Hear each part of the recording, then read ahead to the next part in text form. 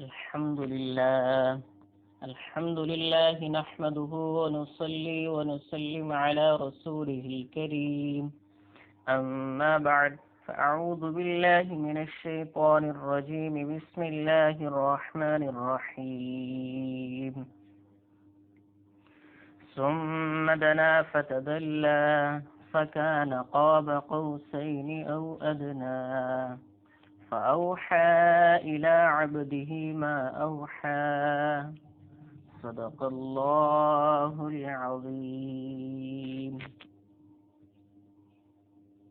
کہ محمد سے وفاتوں نے تو ہم تیرے ہیں، کہ محمد سے وفاتوں نے تو ہم تیرے ہیں، یہ جہاں چیز ہے کیا لوح و قلم تیرے ہیں۔ معزز سامعین کرام،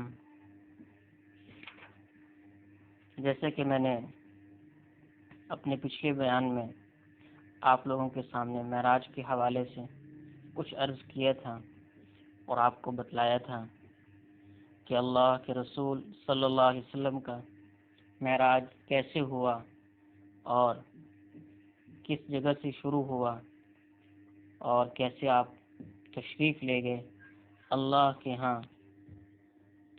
تو اسی حوالے سے مزید آپ کے سامنے بیان کرنا چاہتا ہوں۔ پچھلے بیان میں نے عرض کیا تھا کہ کس کس آسمان پر کس کس نبی سے دعا ہوئی، وہ آپ دیکھ سکتے ہیں اس بیان میں۔ اور پھر انبیاء علیہ السلام سے ملاقات کے بعد سدرۃ المنتہا، پھر اس کے بعد اللہ کے ہاں آپ اللہ کے حضور میں پیش ہوئے اور اللہ سے ہم کلام ہوئے، اللہ کے پاس آپ کی گفتگو ہوئی، واللہ عالم کیسے آپ کی گفتگو ہوئی، کیا سوال و جواب ہوئے، واللہ عالم اللہ خوب جانتے ہیں۔ تو مزید اس حوالے سے معراج کے حوالے سے رجب المرجب کا مہینہ چل رہا ہے، بعض روایت میں آتا ہے کہ آپ کو 27 رجب کو معراج ہوا اور بعض میں اور روایات بھی آتی ہیں۔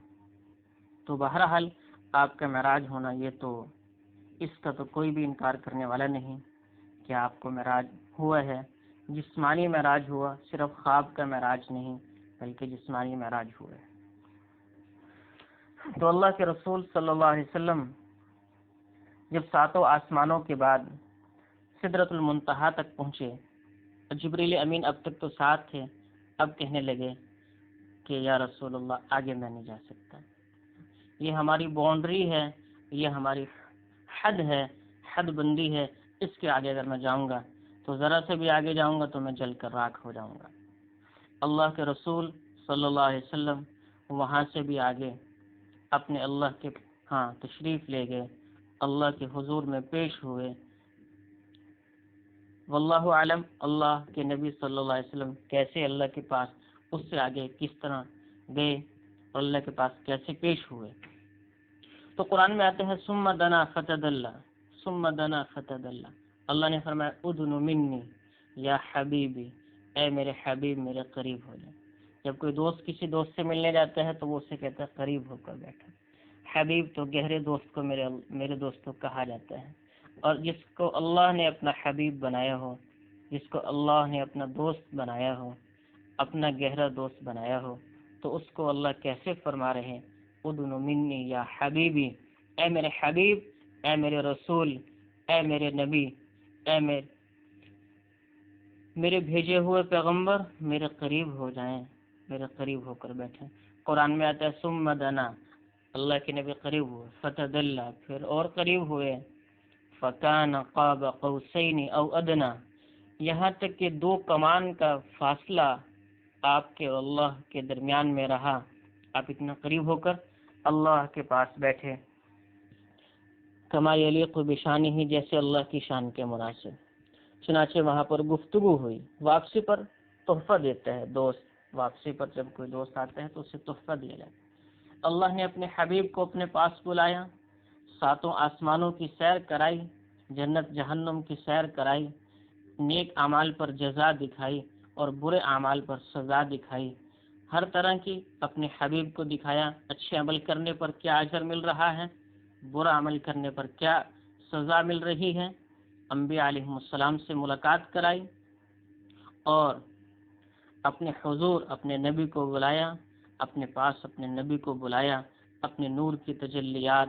موسیٰ علیہ السلام نے کہا تھا، موسیٰ علیہ السلام نے کہا تھا، یا ربی، اے میرے رب میں آپ کو دیکھنا چاہتا ہوں، اے میرے رب، ربی ارنی انظر الیک، ربی ارنی انظر الیک. اللہ نے فرمایا تھا لن ترانی، لن ترانی، اے موسیٰ ہرگز میرا دیدار نہیں کر سکتے. جب اصرار کیا تو اللہ نے اپنے نور کی تجلی کوہ طور پر ڈالی تو موسیٰ علیہ السلام اس کو نہ برداشت کر سکے.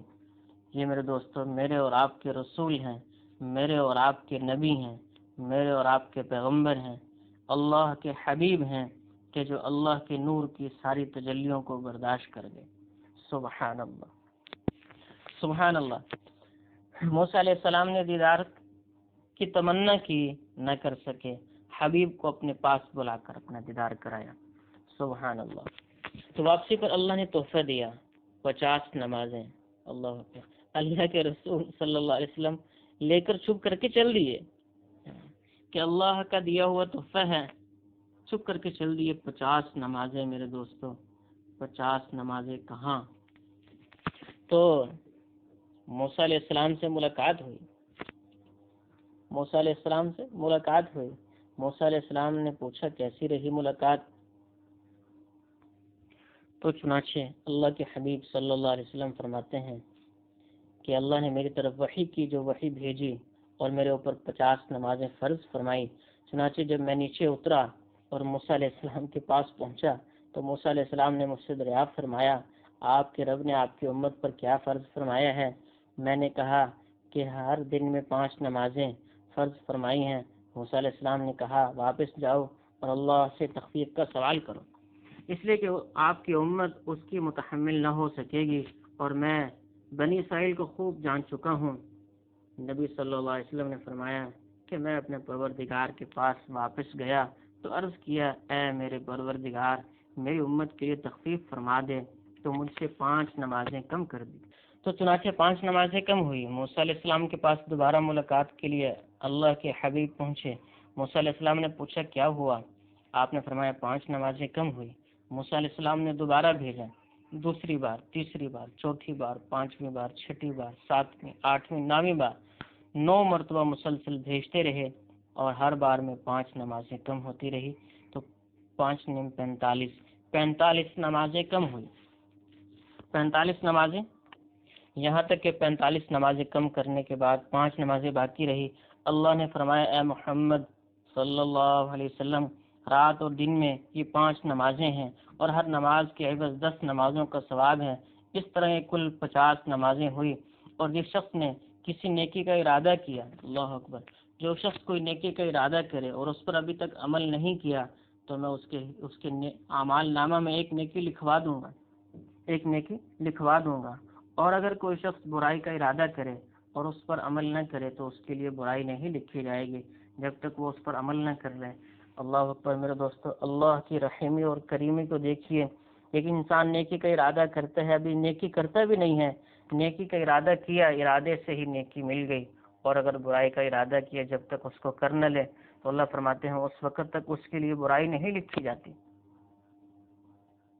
تو موسیٰ علیہ السلام نے پھر کہا کہ ابھی بھی زیادہ ہیں، اللہ کے حضور میں دوبارہ جائیں اور اللہ سے عرض کریں کہ اس میں سے کم کر دیں.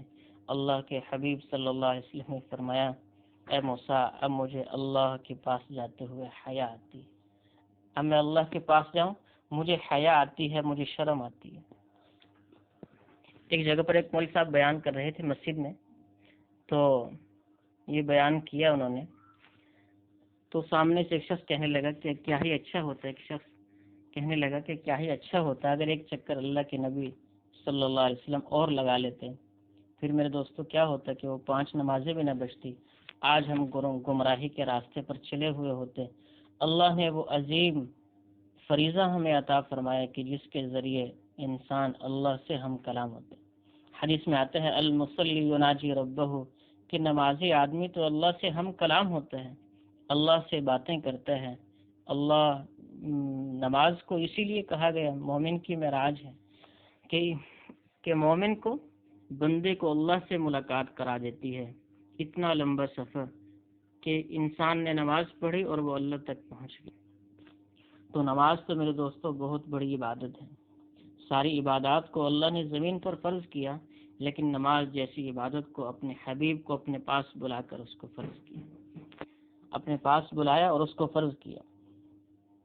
تو چنانچہ جب آپ واپس تشریف لائے، اس کے بعد واپس بیت المقدس میں اترے، اور جن انبیاء علیہ السلام کے ساتھ مختلف آسمانوں پر ملاقات ہوئی تھی وہ بھی آپ کے ساتھ اترے، گویا آپ کو رخصت کرنے کے لیے بیت المقدس تک آپ کے ساتھ آئے۔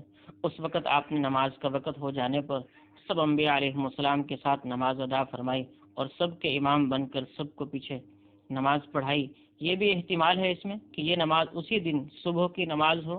ابن کثیر رحمہ اللہ فرماتے ہیں کہ یہ امامت انبیاء کا واقعہ بعض حضرات کے نزدیک آسمان پر جانے سے پہلے پیش آیا، بعض حضرات کے نزدیک آسمان پر جانے سے پہلے پیش آیا کہ پہلے آپ نے نماز پڑھائی، لیکن ظاہر یہ ہے کہ یہ واقعہ واپسی کے بعد ہوا، کیونکہ آسمانوں پر انبیاء علیہ السلام سے ملاقات کے واقعہ میں یہ منقول ہے کہ سب انبیاء علیہ السلام سے جبریل امین نے آپ کا تعارف کرایا۔